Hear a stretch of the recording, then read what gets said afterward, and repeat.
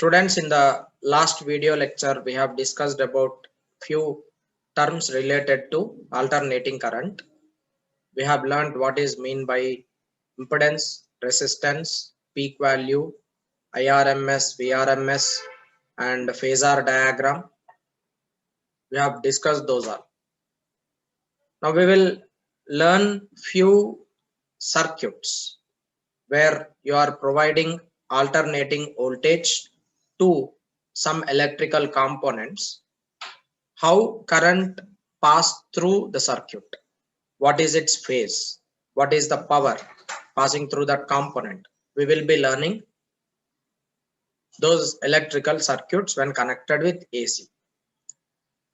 In the first circuit, we will be taking only one pure resistor and we will be connecting it to AC circuit, AC. So you are taking a resistor, connecting it to AC. Therefore, it is AC through a resistor. When a pure resistor of resistance R is connected across an alternating source of EMF, you are giving alternating source EMF. So E is equal to E naught sine omega t. There will be some current I passing through the circuit and current will be flowing through this resistor as well. I can write current I is equal to voltage divided by its resistance. Voltage is E naught sine omega t, because you are giving voltage E naught sine omega t. It's not constant, it is instantaneous. So voltage in voltage place you will substitute E naught sine omega t and the resistance is R. This gives you I equal to E naught divided by R into sine omega t, which is equal to I naught into sine omega t. So you are getting I is equal to I naught sine omega t. This is the current in resistor.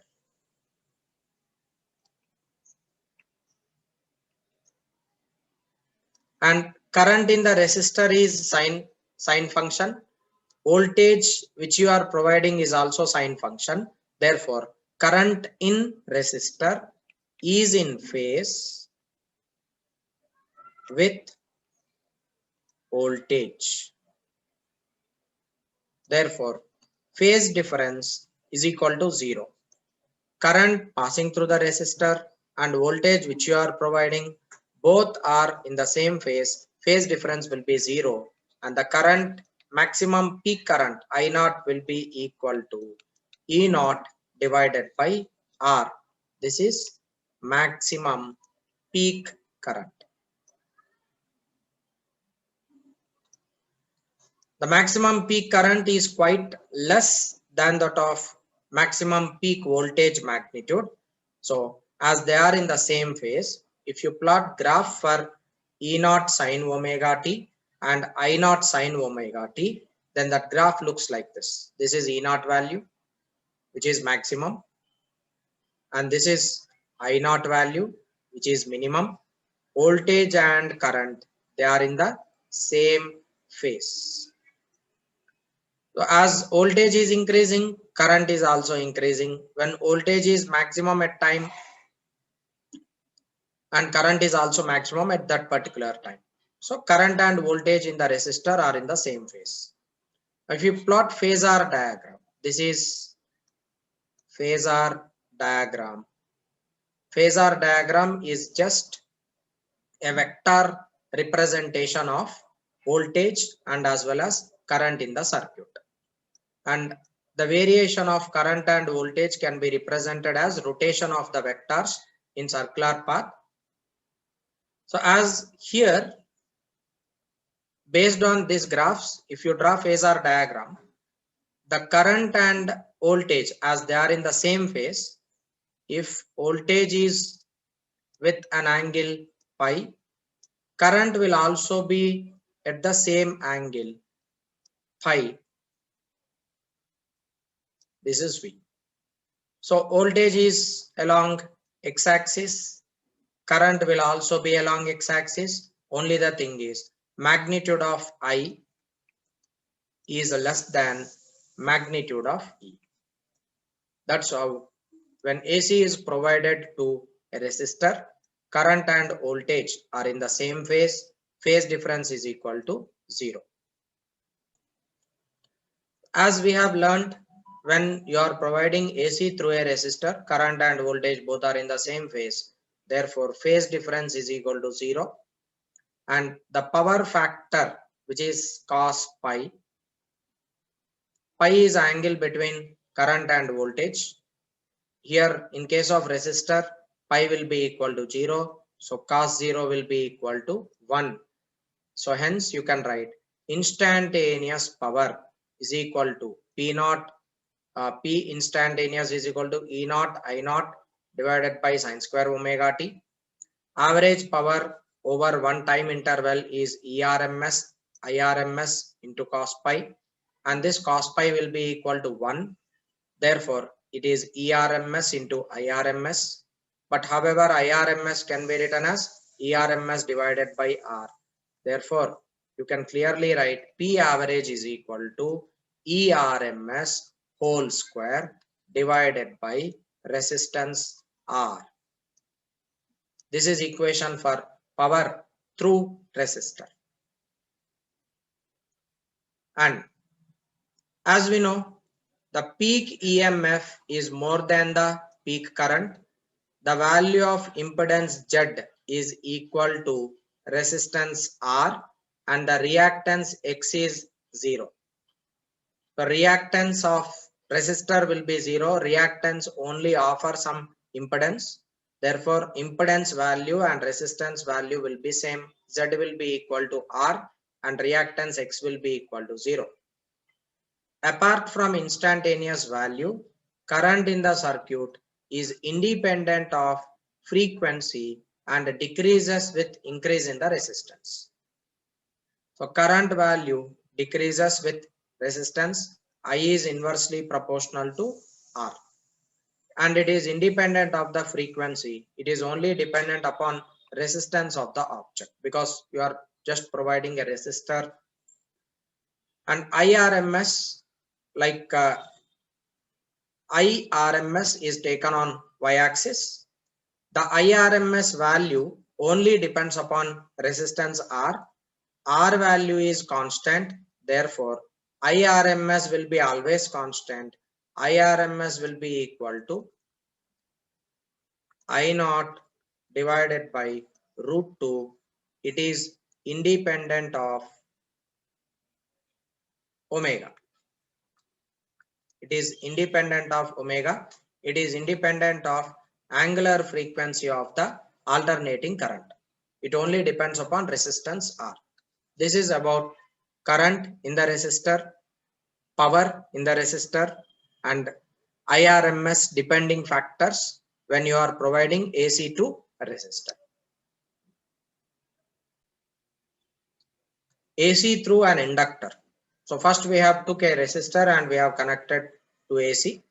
Now we are taking an inductor and this inductor is connected to AC.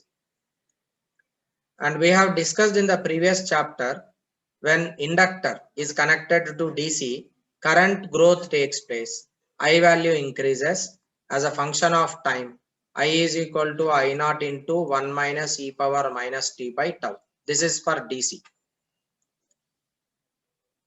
So as inductor have a peculiar behavior than that of resistor, when you are connecting one inductor to AC circuit, AC voltage, what would happen?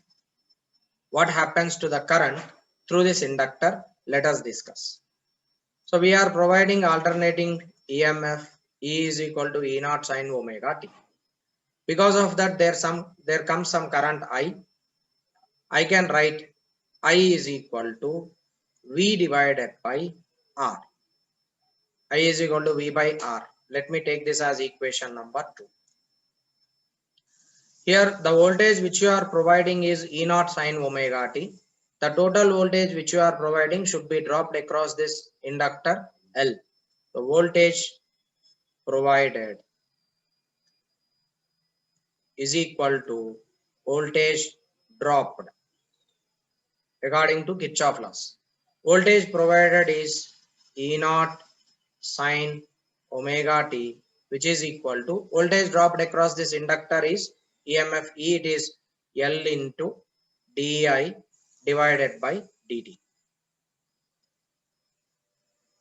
So E naught sine omega t is equal to minus L into di by dt, because there will be some EMF induced in the inductor because of this applied voltage.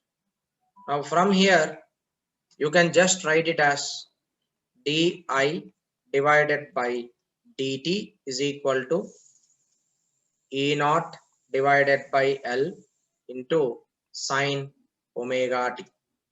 Now di is equal to E naught divided by L sine omega t dt.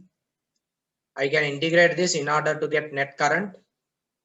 Therefore, integration di is equal to I, which is minus E naught divided by L into sine integration. Sine integration is minus cos omega t divided by omega. Of course, here we are taking EMF E. Directly you are writing it as V supplied minus VL is equal to 0. Actually, if you take plus here, then it will be minus. So this becomes equal to 0. So you need not take one negative sign over there. This becomes plus. And I will be equal to minus E naught divided by L omega into cos omega. This is equal to I naught minus cos omega t, where I naught is equal to E naught divided by L omega, which is E naught divided by XL.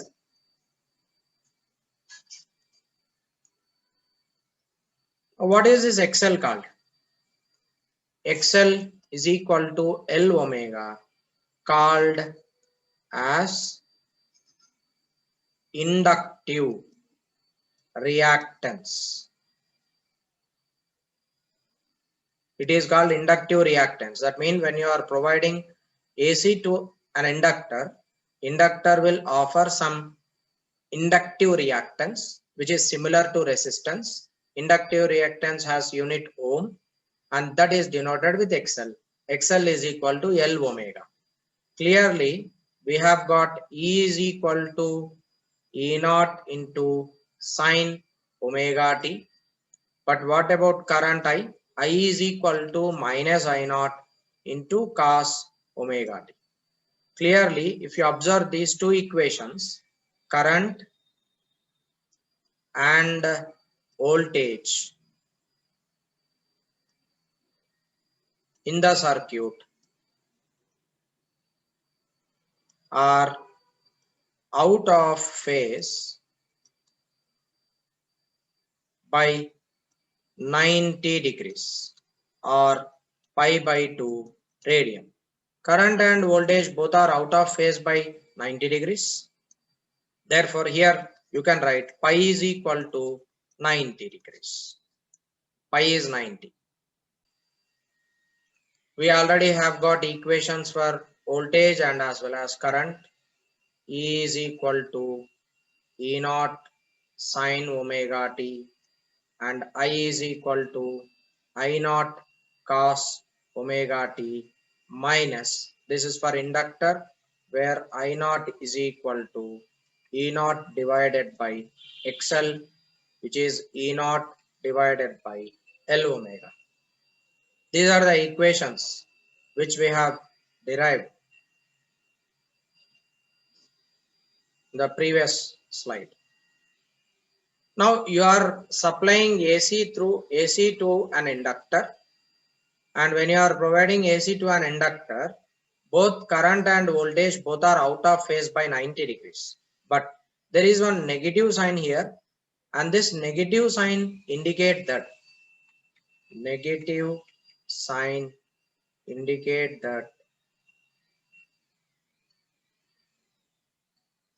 current lags the voltage. Negative sign indicates that current lags the voltage. That means voltage will be in forward, current will be back of the voltage by 90 degrees. Therefore, ERMS and IRMS phasor diagram, if you plot, the phasor angle between them will be pi by 2.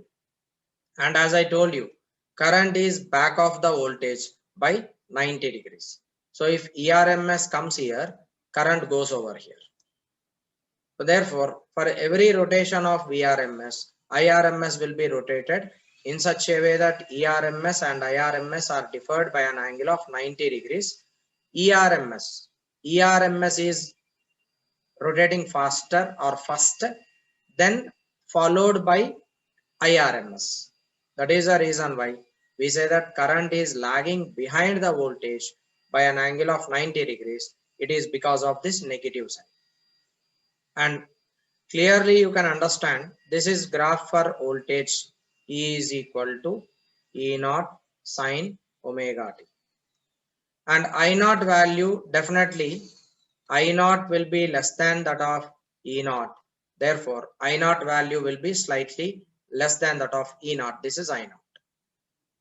And this I naught is quite less than E naught. Okay. And if you plot graph, if you are giving E naught as cos function, I naught you will be getting it as sine. If you are providing voltage cos, of course here it is given as cos. This is E naught cos omega t.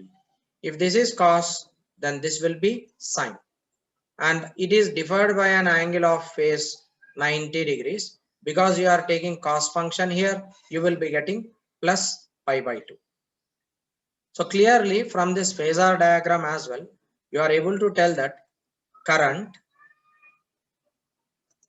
lags the voltage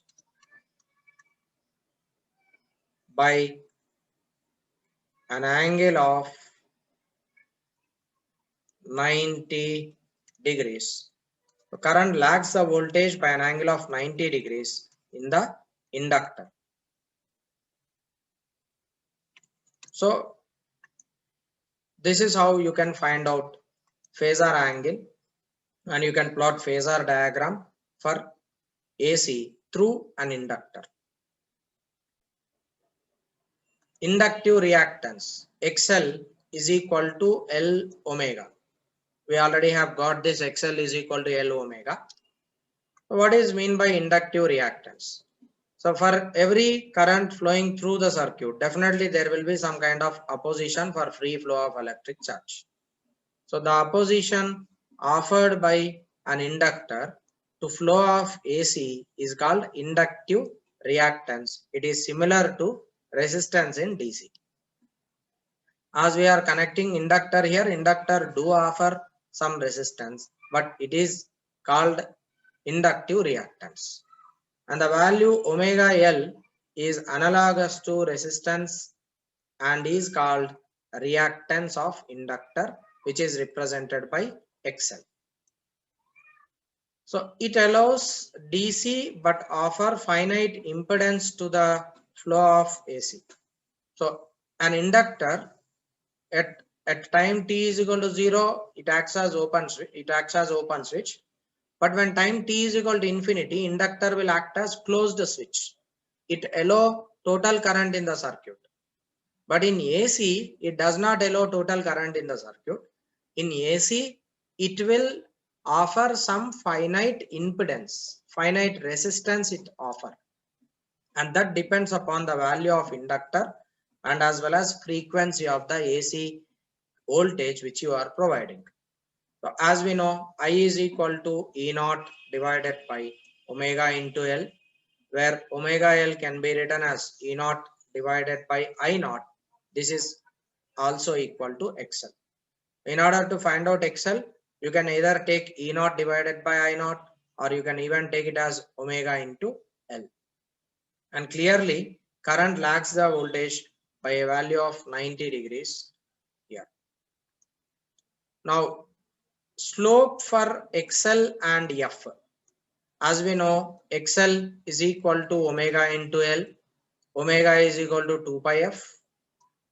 And XL, 2 pi F is, however, L is constant, 2 pi L is constant. So XL will be directly proportional to F. So XL and F, if you plot a graph, XL and F, if you plot graph, you will be getting a straight line. And the slope of this graph gives you 2 pi L. Likewise, if you plot graph for XL and L, you will be getting slope in such a way, the slope gives you 2 pi F. In this case, F is equal to constant, and in this case, L is equal to constant. Because XL is equal to L omega, any of the parameter can undergo change. If L is constant, XL is directly proportional to omega. Omega is 2 pi F. If omega is constant, then XL is directly proportional to L, vice versa. If frequency F is equal to 0, then obviously inductive reactance will become 0.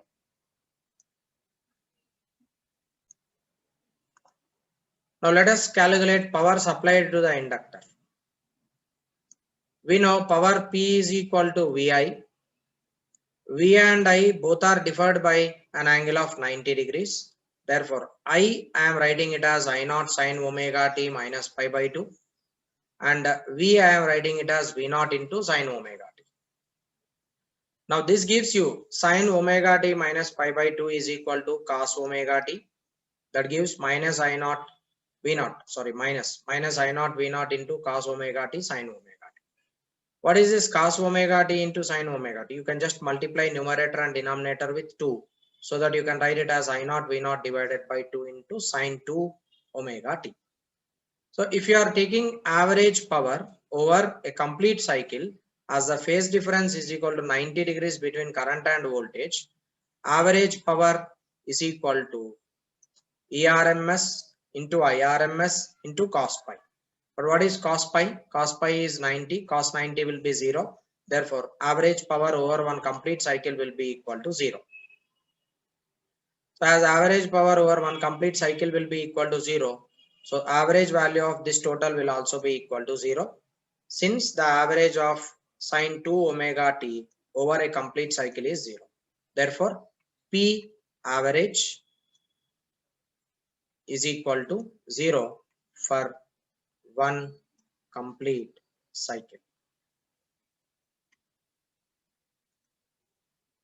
through inductor.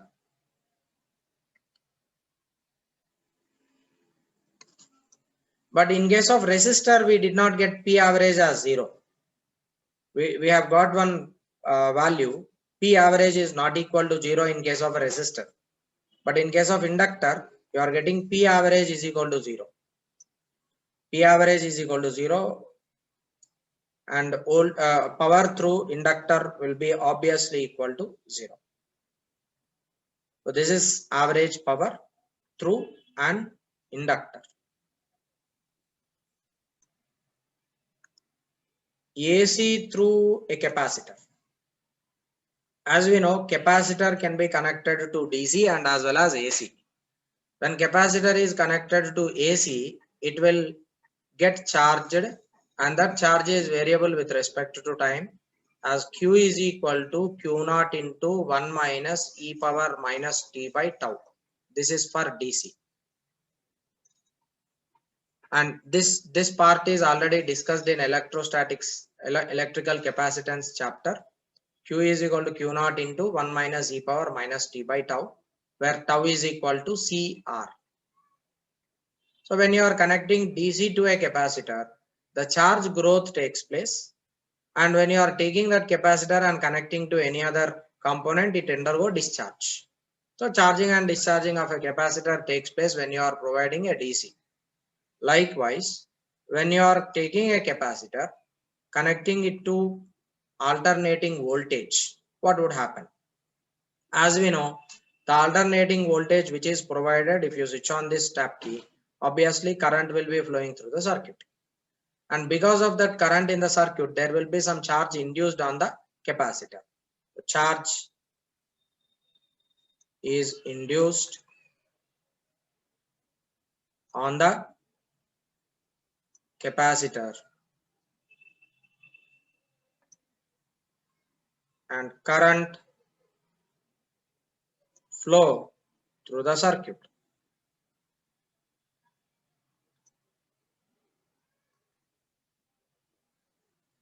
Now, as we know, Q is equal to C into V. So total charge acquired will be equal to C into V is equal to E naught into sine omega t, because we are providing alternating EMF of voltage E naught sine omega t. But we does not require this Q, we require current in the circuit. So as in order to get current in the circuit, you will just differentiate this. It is dq divided by dt, that is d by dt of Q can be written as C E naught into sine omega t. From here you can write I is equal to C E naught is constant, d by dt of sine omega t, it is cos omega t into omega. So I will be equal to C E naught into omega into cos omega t. I'll just write this as I equal to E naught divided by 1 by C omega into cos omega t. If I write it like this, we do not have any problem, right? So this can be inherited as I is equal to I naught into cos omega t. But what about I naught? I naught is maximum peak current in the capacitor.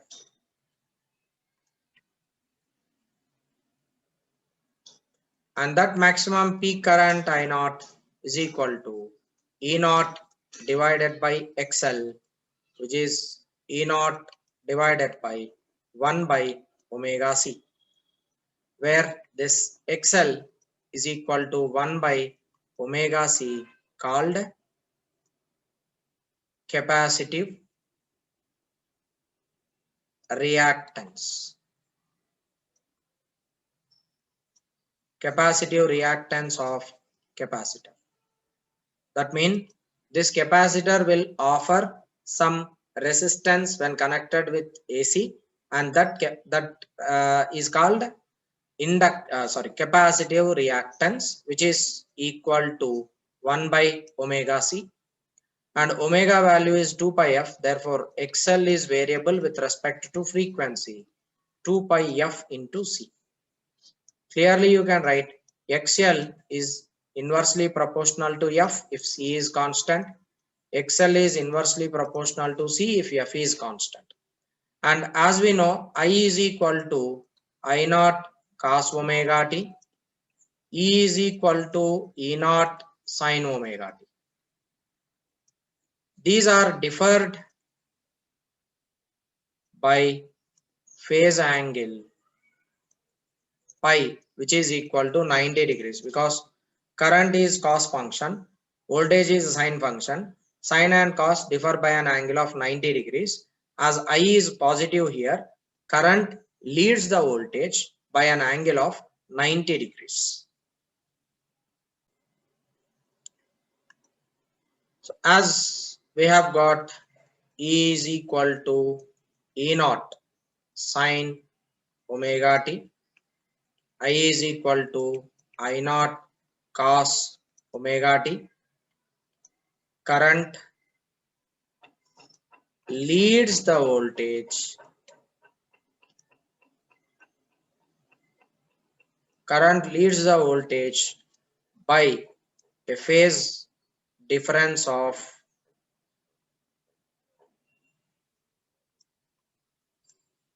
pi by 2 through the capacitor.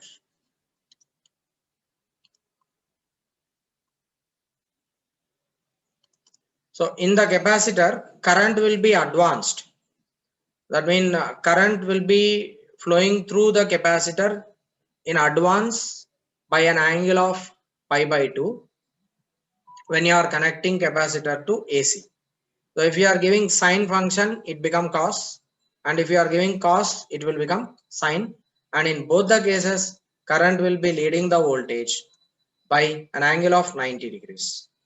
And that can be represented with a phasor diagram and as well as sinusoidal graphs. This is how you can see that if you are taking time along x-axis and variation of current and voltage along y-axis, this is voltage which you are providing E naught sine omega t. But because of that, here see, voltage is actually 0. At time t is equal to 0, voltage is 0. But the current in the circuit is maximum in capacitor. So this graph represents I naught sine I naught cos omega t. So that means even there is no current in there is no voltage in the capacitor at time t is equal to 0. There is some current flowing through the capacitor. That means before voltage, there is some current in the capacitor. That's the reason why we tell that current is advancing or current is leading the voltage by a phase difference of 90 degrees. So this is how you can represent phasor diagram. Voltage and current both differed by a phase of 90 degrees. And for anti-clockwise rotation, current is in advance than that of voltage.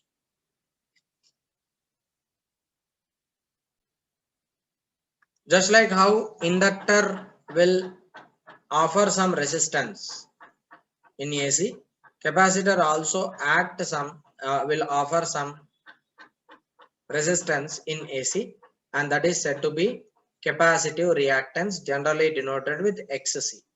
And XC is equal to 1 by omega C. It is analogous to resistance in DC, and this equation already we have derived. So XC is equal to 1 by omega C. Omega can be written as 2 pi f, or XC can also be written as E naught divided by I naught. That is ERMS divided by IRMS can give you XC value.